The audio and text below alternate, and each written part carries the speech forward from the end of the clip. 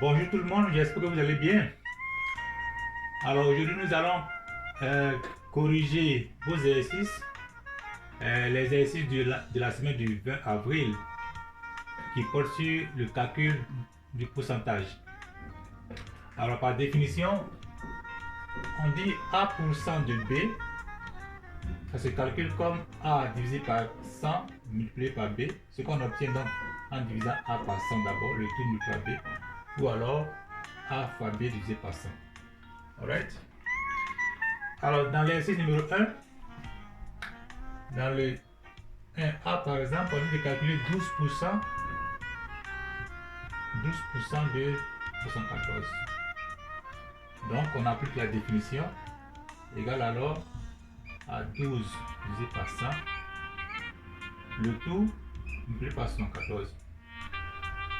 Donc là on prend sa calculatrice, on divise 12 par 100. Si on ne peut pas le calculer mentalement, on prend la calculatrice, ça fait 12 divisé par 100, ça nous donne 0,12 multiplié par 74, ce qui donne 8,88. Ok? Donc j'écris là.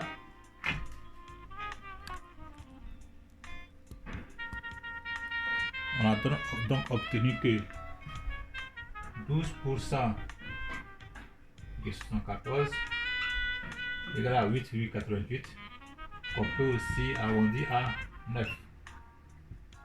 Ok? On prend notre exemple, le 1K.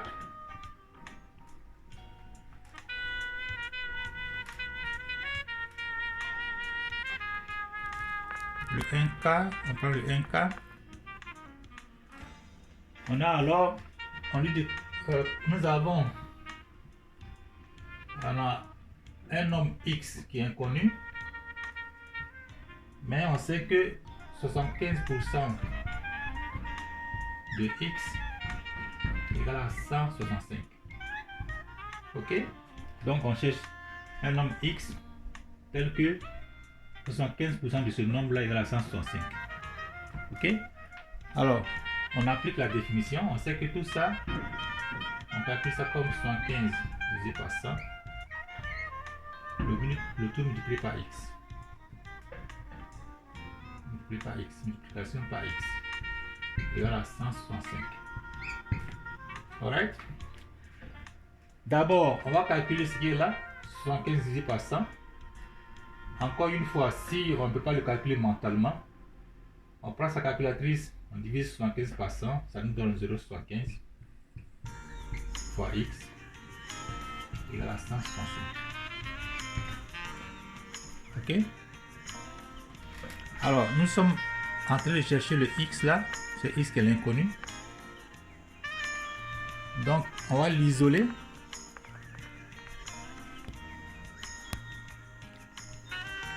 On va l'isoler dans ce calcul là, dans cette expression. On veut obtenir X égale, on veut obtenir comme ça X égale. Alors, pour ce faire, nous devons nous débarrasser du coefficient. Nous devons nous débarrasser de 0,75. Alors, comment on fait ça? Ça, c'est une multiplication. 0,75 fois X, c'est une multiplication. Donc, pour nous débarrasser de ce 0,75, on fait le contraire de la multiplication. Et comme vous le savez, le contraire de la multiplication, c'est la division. Donc, on divise par 0,75. Ok? Et souvenez-vous, ça c'était une égalité. Vous voyez ça? Ça là, c'est une égalité. Ça veut dire qu'il y avait un équilibre entre la gauche et la droite. Ok? Mais maintenant qu'on a divisé à gauche par 0,75, il y a eu maintenant un déséquilibre. Donc, il faut forcément rétablir l'équilibre qu'il y avait auparavant. Voilà pourquoi si on divise par 0,75 ici à gauche, on doit en faire pareillement à droite. On doit diviser aussi à droite par 0,75. Ok? Alors, 0,75 divisé par 0,75, ça fait 1. Donc, il nous reste seulement 1x ou alors x égale à 165 divisé par 0,75. Là aussi, si on ne peut pas le calculer, là c'est difficile de le calculer mentalement. Donc il faut forcément prendre sa calculatrice. Il faut le calculer. Et donc quand on le calcule à l'aide de la calculatrice, on trouve x égale à 220. Ok? Alright.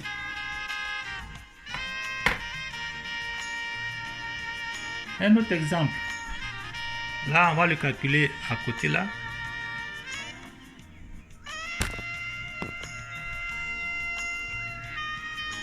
On va faire un autre calcul là.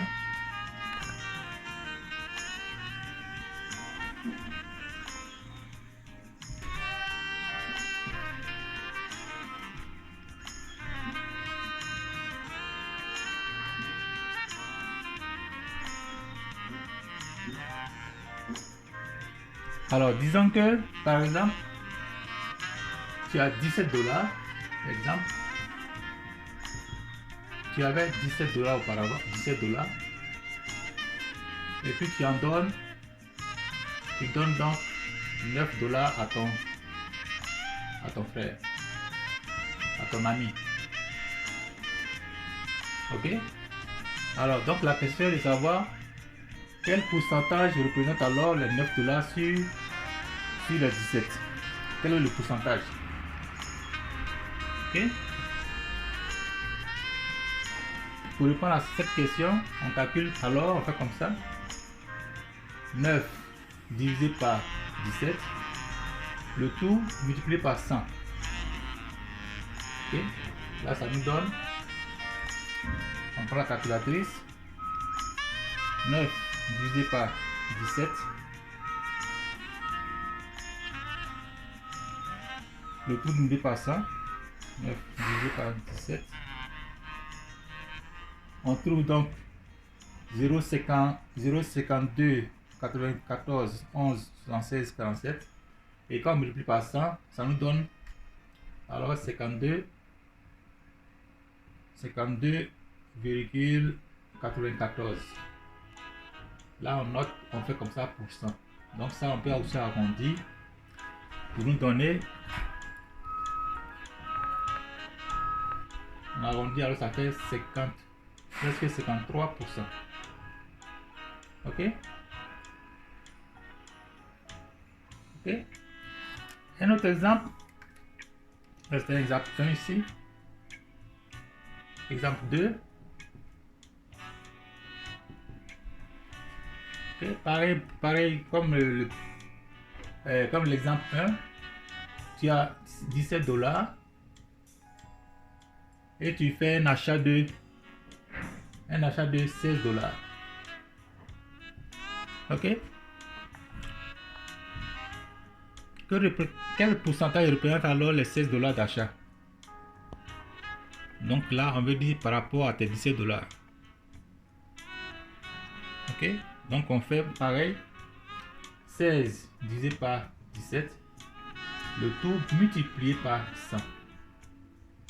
Ça nous donne alors, calculatrice, 16 divisé par 17 multiplié par 100,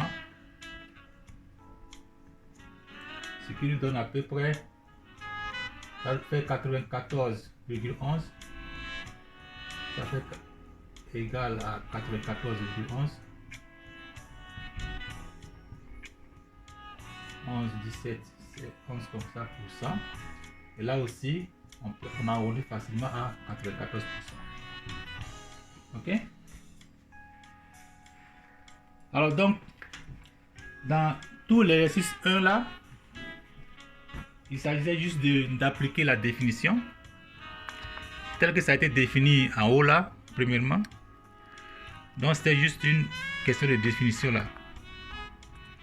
On applique la définition et on s'en sort sans aucun problème. Ok? Alors sur ce, j'espère que tout le monde a bien compris là. Et donc on va passer au numéro 2. Alright? Alors dans l'exercice 2, on nous dit que l'or aimerait couvrir sa pelouse rectangulaire aux dimensions donc 1,8 qui a pour dimension 1,8 décamètre sur 4,5 mètres. Elle aimerait donc couvrir cette pelouse-là d'engrais. Alors qu'on sait qu'un sac d'engrais, comme je l'ai dessiné ici un peu, c'est un sac d'engrais. Ça permet de couvrir 3600 décimètres carrés. Alors, donc la question est de savoir si ça suffit avec un sac pour pouvoir couvrir sa pelouse ou alors si elle aura besoin de plus de sacs d'engrais. Ok? Donc, la stratégie, c'est quoi? C'est qu'il va falloir calculer l'aire de la pelouse pour la comparer avec l'aire que peut couvrir un seul sac d'engrais pour voir si ça suffit. Si ça ne suffit pas, il va falloir donc calculer le nombre de sacs nécessaires. Ok? Dans un premier temps, donc, pour calculer l'aire de cette pelouse-là, il faut que les dimensions de cette pelouse aient la même unité. Or, actuellement, on a 4,5 mètres. Ça, c'est un décamètre. Alors, pour ceux qui le savent directement, ils savent que 1,5 décamètre, ça fait 18 mètres. Ok? Mais si on ne le sait pas et qu'on veut faire cette conversion sans erreur, on peut alors utiliser le tableau de variation que voici. Ok, c'est juste un tableau de conversion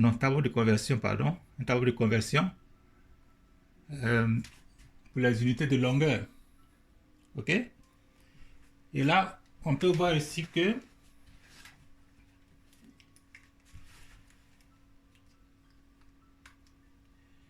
on peut voir clairement dans le tableau. Si je vais marquer 1,8 décamètre dans le tableau, alors l'unité de décamètre il est ici, donc le 1 c'est l'unité, virgule 8 décamètre. Okay. Donc 1,8 décamètre, on voit bien que ça fait 18 mètres. Parce que l'unité, le 18 là est dans la couleur de l'unité de mètre. Ça fait 18 mètres. Ok? Pareillement, si on cherchait par exemple à convertir 21,25 décimètres, ok, on veut savoir ça en décamètres. Bon, ceux qui le peuvent, ils peuvent le faire directement là. Mais si on ne le peut pas, on utilise la table de conversion, ok, et on s'en sort facilement. Donc je marque 21,25. Le 1, ça est dans l'unité de décimètre. Donc, sachant qu'un chiffre occupe une seule colonne, donc j'ai mon 21 ici, j'ai 1 ici, 2, ça fait 21,25.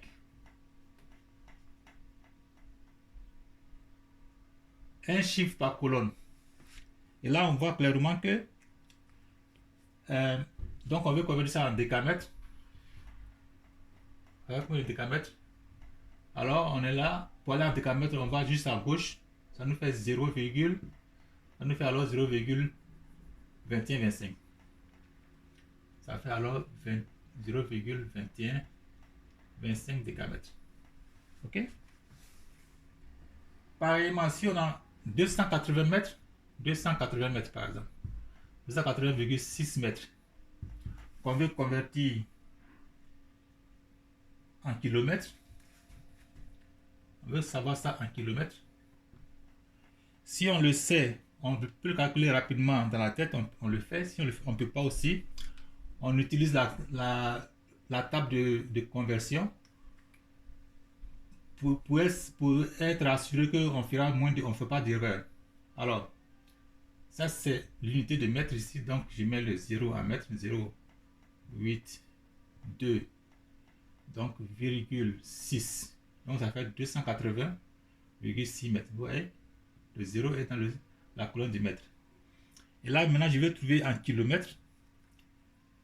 Le 2, il est en hectomètres, donc kilomètre est ici. Ça fait alors 0, ça nous fait alors 0,286 km. Ok? Alors, c'est très important d'utiliser les tables de conversion pour pouvoir faire les conversions et puis sans erreur. Ok? Alors maintenant qu'on a calculé, on peut donc facilement calculer l'aire de notre pelouse. Ça nous fait alors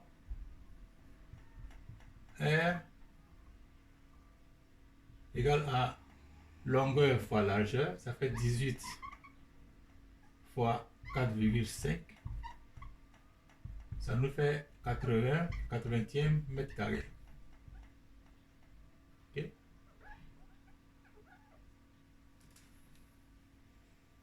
Ça nous fait 80e mètre carré.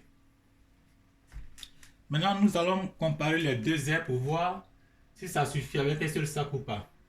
Mais du coup, là, on voit que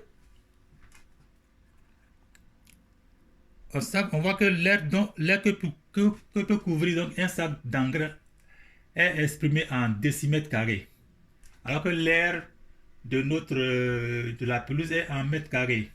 Il va falloir alors convertir cette aire-là en mètres carrés pour pouvoir bien comparer. Alright?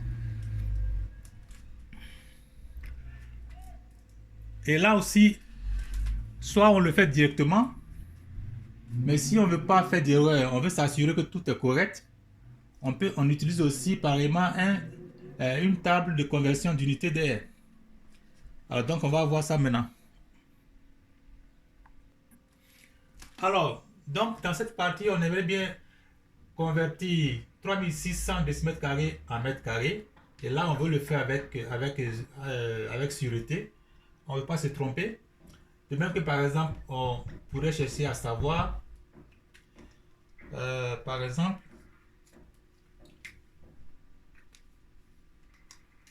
à convertir donc 25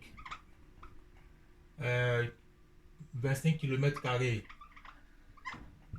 Comment ça fait de mètres carrés? Ou alors, exemple, 0,13 décimètres carrés. Il y a combien de centimètres carrés par exemple? Ok? Donc, on aimerait bien convertir tout ça là sans faire avec assurance. On veut être sûr que tout sera correct. Alors, pour ce faire, moi je recommanderais qu'on utilise la table de conversion suivante.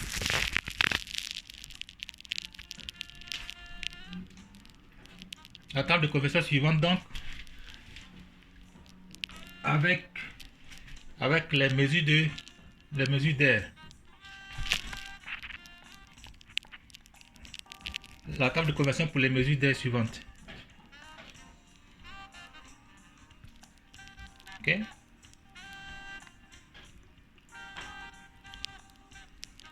Alors, si nous voulons convertir 3600 décimètres carrés en mètres carrés, on va d'abord utiliser un truc, et qu'on divise chaque colonne en dessous de chaque unité ici, on divise en deux. Ça, on le fait pour être vraiment sûr que tout sera bien, quoi. Et donc, si chaque chiffre occupe une colonne, c'est sûr que on ne pourra pas se tromper là. Alors, c'est pourquoi on divise en deux. Alors, 3600 décimètres carrés. Donc, le dernier chiffre le dernier 0 va donc occuper ici. Là, c'est 3600.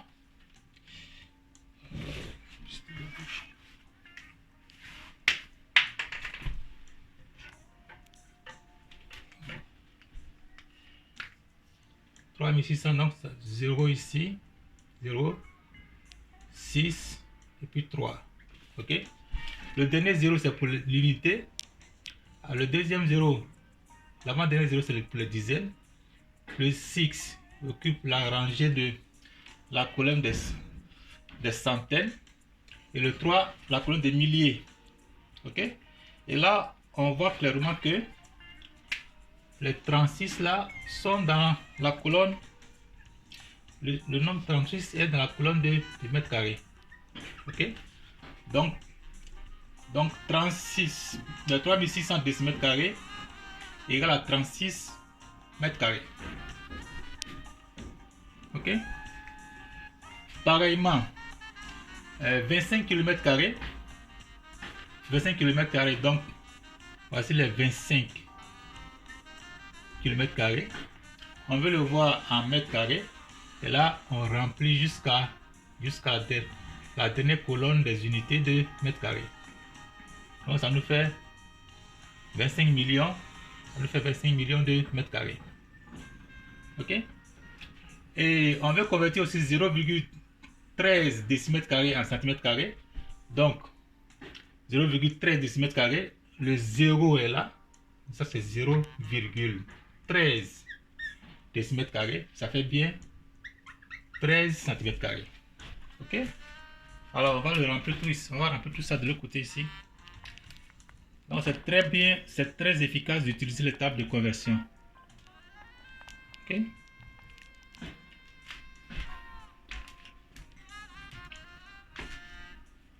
Alors on a trouvé que,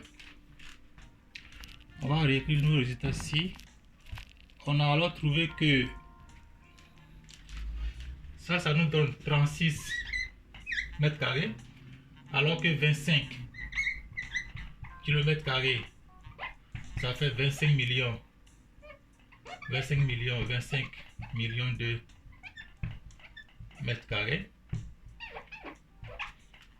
Et ensuite, on a vu que 0,13 décimètres carrés égale à 0,13 décimètres carrés égale à, on a vu ça, ouais. Donc 25 km carrés égale à 25 millions de mètres carrés. 0,13 décimètres carrés, ça nous fait donc 13 cm carrés. Ça nous fait 13 cm carrés. Ok? Et ça nous fait aussi 1300 mm carrés. Ok?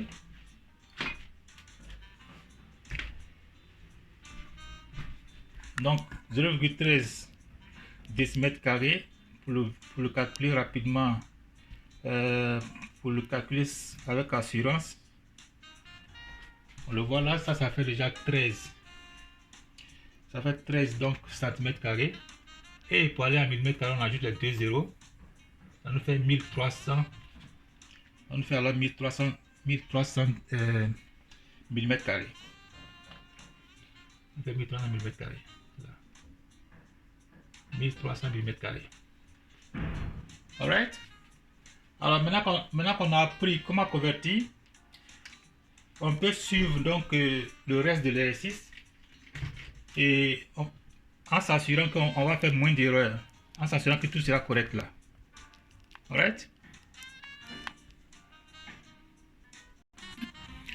Alors nous avons donc trouvé que un sac d'engrais peut couvrir 36 mètres carrés, parce que 3600 décimètres carrés, ça fait 36 mètres carrés. Alors que la pelouse a une superficie de 81 mètres carrés. Donc, logiquement, il nous faut plus de sacs d'engrais pour pouvoir couvrir tout ça. On ne sait pas le nombre exact de sacs d'engrais. Disons qu'appelons cela X. Ok? X, le nombre de sacs d'engrais nécessaires.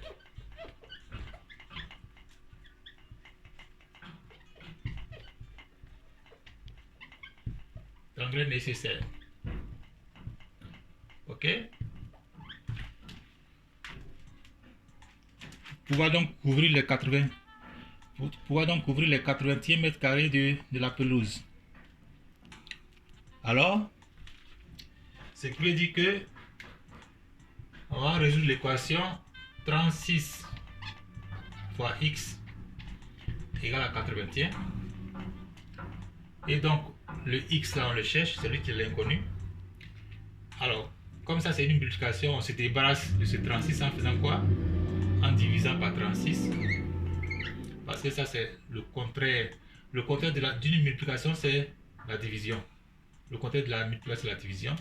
Et maintenant que on a créé un déséquilibre en divisant à gauche par 36, il va falloir rétablir l'équilibre en divisant aussi à droite par 36.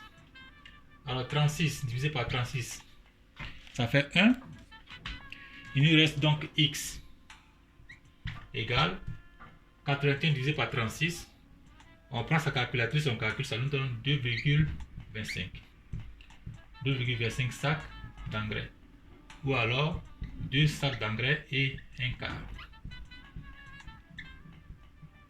Ou alors, donc on aura besoin de l'engrais qui sera contenu dans 2 sacs d'engrais et un quart de sac. Ok? Alright?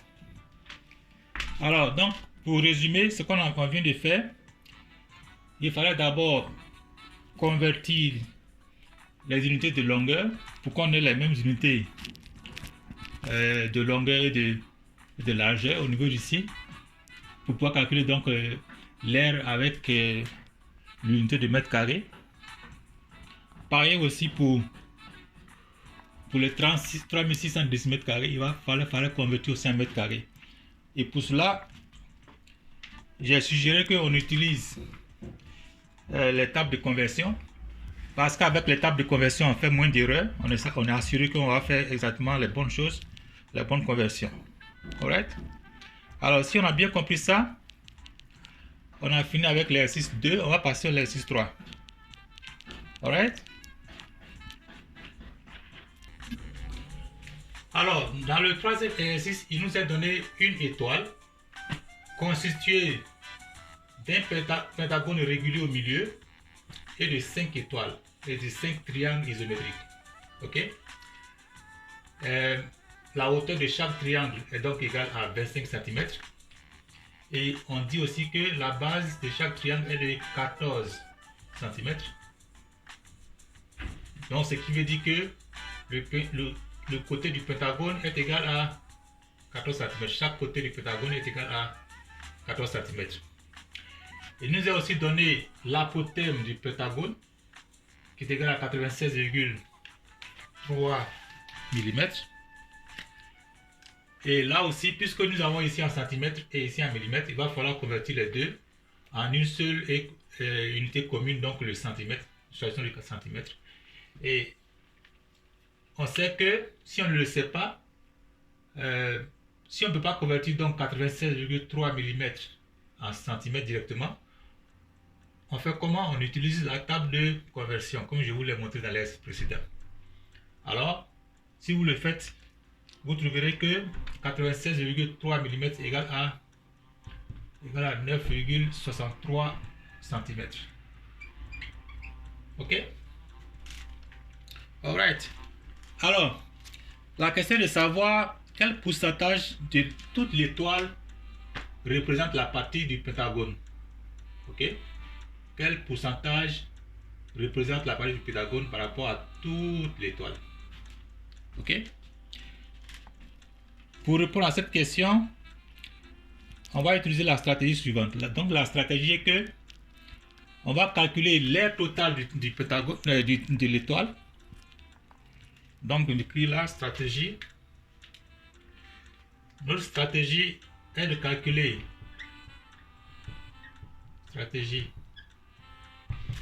donc on va calculer A1 égale à R total de l'étoile. R total de l'étoile. Ok. Ensuite, on va calculer A2, l'aire du pentagone. A2, aire du pentagone.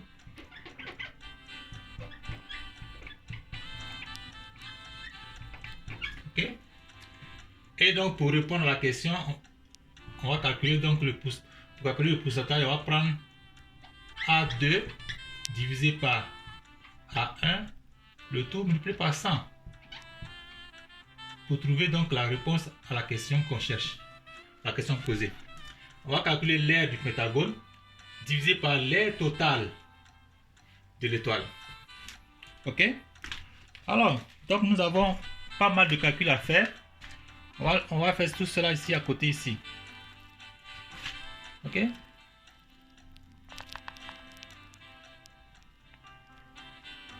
On va donc calculer tout ça à côté là.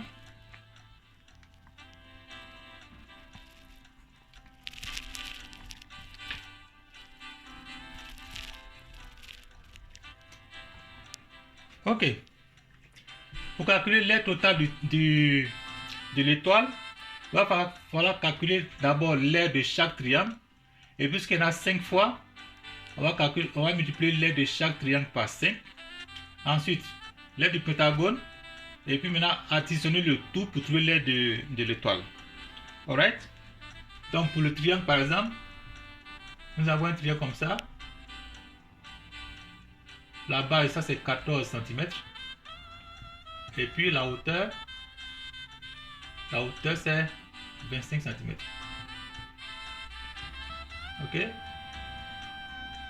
Et donc l'aire d'un triangle est triangle égal à base fois hauteur divisé par 2. Ça nous fait donc 14 fois 25, le tout divisé par 2. Et si on le calcule bien, on trouve 175 cm². Ça nous donne 175 cm². Alright? Pour le pentagone, je vais dessiner rapidement le pentagone ici. Ça c'est le triangle. Pour le pentagone, on va faire une esquisse d'un pentagone là, pentagone régulier.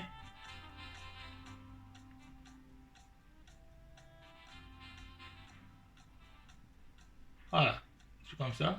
Supposons que tous les côtés sont isométriques là. Tous les côtés sont égaux.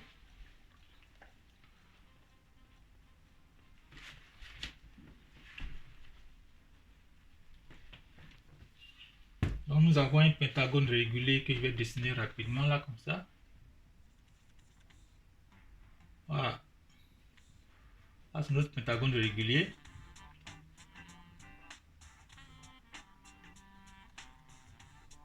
Alright? Et donc chaque côté est égal à 14 cm. Tout ça c'est 14. 14. 14. Et on sait que l'apothème du pentagone que je dessine là comme ça, l'apothème lui il est égal à 9,63. Donc ça c'est égal à 9,63 cm. Tout ça c'est en centimètres. Tout c'est en centimètres. Ok? Alors, pour calculer l'aire d'un pentagone, un pentagone régulier, donc l'aire du pentagone qu'on appelle A2, comme je l'avais défini auparavant là. L'aire du pentagone, la formule c'est quoi?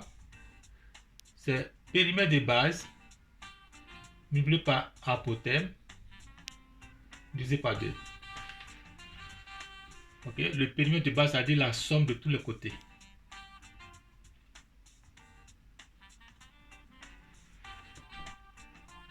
Alright.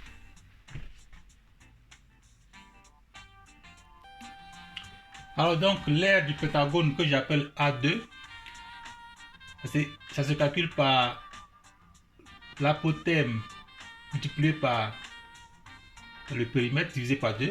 Donc le périmètre de l'apothème, c'est la somme de tous les côtés du pentagone.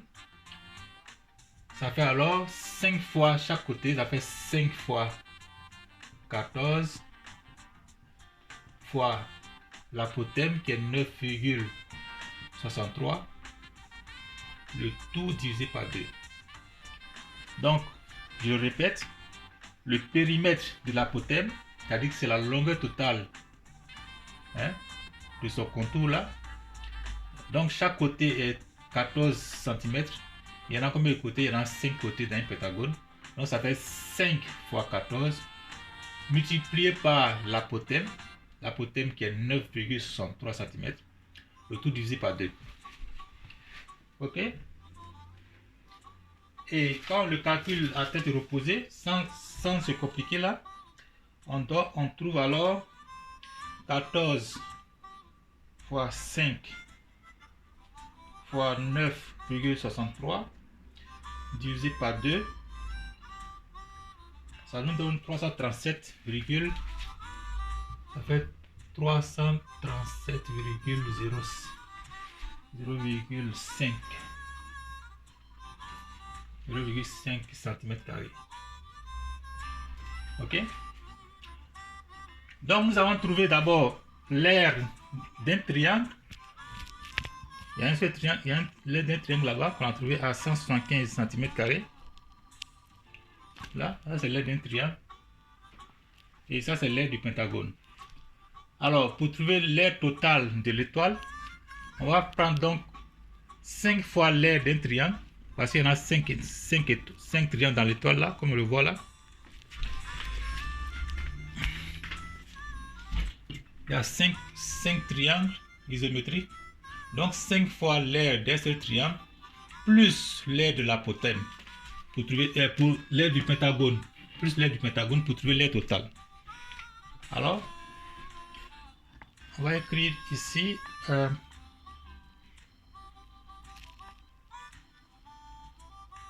on le calcule alors. L'aire totale, donc l'aire de l'étoile, on l'avait dit défini comme étant A1 égale alors à 5 fois l'aire d'un triangle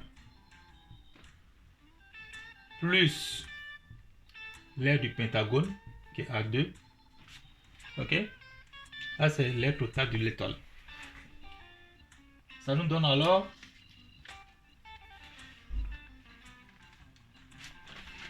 ça nous donne 875 ici. Ça c'est 875 cm², plus l'aire du pentagone plus 337,05. Ok, tout ça c'est en cm². Et cela nous donne l'aire totale de l'étoile comme étant égal à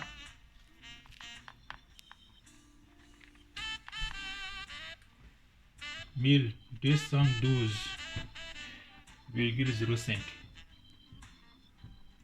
cm². Ok, et donc on va calculer, on va la mettre donc dans la formule qui est là à droite. Ok, donc le pourcentage qu'on cherche, là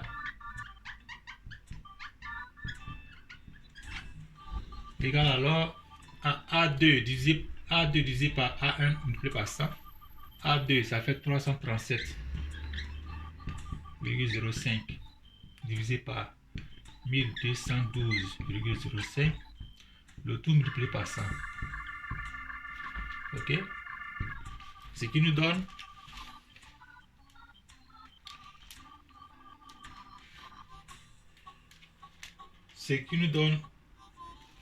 ça fait 0,2780, ou alors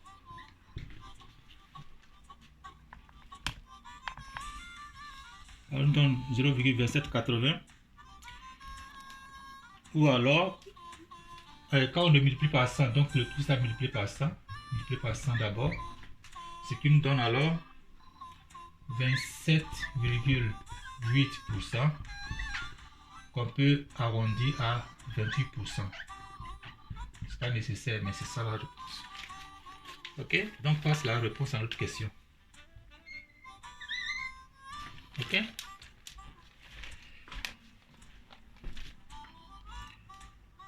Alright?